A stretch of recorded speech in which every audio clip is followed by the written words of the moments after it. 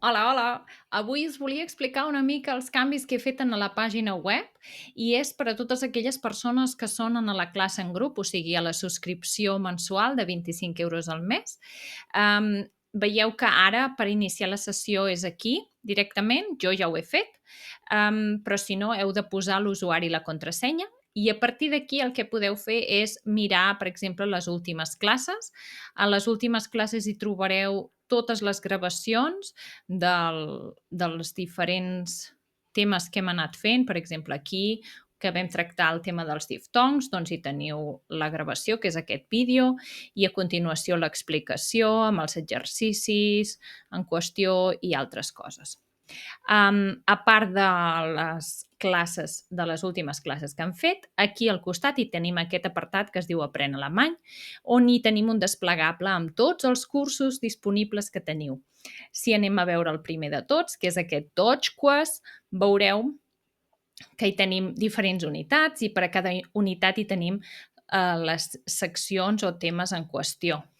Si agafem, per exemple, aquí, veiem que hi tenim les hores, no? Amb l'explicació, amb el vídeo en qüestió de l'explicació de les hores, un dibuixet per poder entendre-ho millor i a continuació exercicis sobre hores. O altres coses que tenim per aquí. A veure, què més podem ensenyar? Per exemple, una cançó. Per exemple, aquesta d'aquí. Doncs hi tenim un vídeo de YouTube amb la cançó i heu de completar les paraules, entre moltes altres coses. D'acord? És un curs molt extens que es va modificant de mica en mica i es van ampliant els coneixements. A continuació hi tenim 3 cursos per a les persones que vulguin treure's un certificat, el d'A1, el d'A2 i el de B1. El d'A1 i el d'A2 són més curtets, tot i això, si voleu presentar-vos a un certificat, estaria bé que anéssiu acompanyats. Això vol dir que a part de fer els diferents exercicis que us proposo en aquest curs, també tinguéssiu classes paral·leles. I el de nivell B1 és el més llarg de tots, dura 9 mesos, i teniu, a més, una gamificació. Això vol dir que quan aneu fent el curs heu d'anar aconseguint diferents reptes, diferents cosetes i fer-vos jardiners, cuidar les vostres plantes, d'acord? Aquí el que hi trobem en aquest curs és un acompanyament pel que fa a cada una de les parts, en què us explico una mica com funciona, hi ha un vídeo, explicacions i també hi trobem, a veure si ho puc explicar, aquí. Hi trobem exercicis i altres cosetes que es tracta d'anar fent en el vostre dia a dia.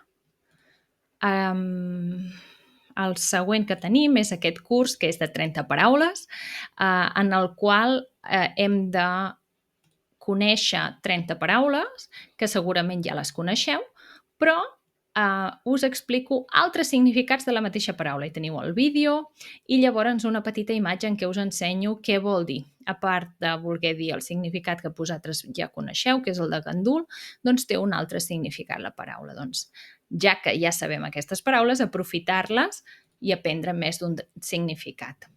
El següent és sobre les pel·lícules. El que es tracta aquí és de veure alguna pel·lícula, aquí n'hi teniu unes quantes, i llavors fer l'exercici en qüestió.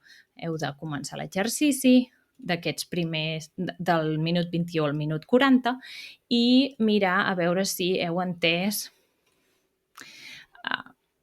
aquests 20 minuts de pel·lícula.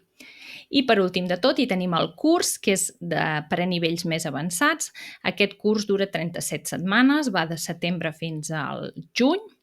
Al principi de tot hi teniu un calendari que és atemporal, això vol dir que el podeu fer servir sigui l'any que sigui i aquí podeu veure una mica cada setmana de quin dia va i així us podeu repartir millor les feines. Si mirem, per exemple, la segona setmana, veurem que tenim aquí diferents exercicis per fer. El primer és aprendre'ns una sèrie de paraules relacionades amb la bicicleta. El segon és ajuntar cada paraula amb la seva traducció. El tercer és escriure l'article i la paraula en qüestió en alemany. El quart d'aquesta, per exemple, d'aquesta setmana, no totes les setmanes són iguals, cada setmana és diferent, és ordenar les paraules per formar una frase i aquesta frase es va complicant a mesura que anem pujant de nivell. El següent és aprendre's 5 verbs que tenen el seu significat en català al costat i veure un vídeo sobre uns verbs concrets i fer un exercici sobre aquest vídeo. Però, com us he dit, no totes les setmanes són iguals, hi ha setmanes que són diferents, amb activitats sempre variades. Així que ja ho veieu, tot això és el que podeu trobar dintre d'aquests apartats de la meva pàgina web i si teniu qualsevol dubte només m'ho heu de dir. Que vagi tot molt bé. Adeu!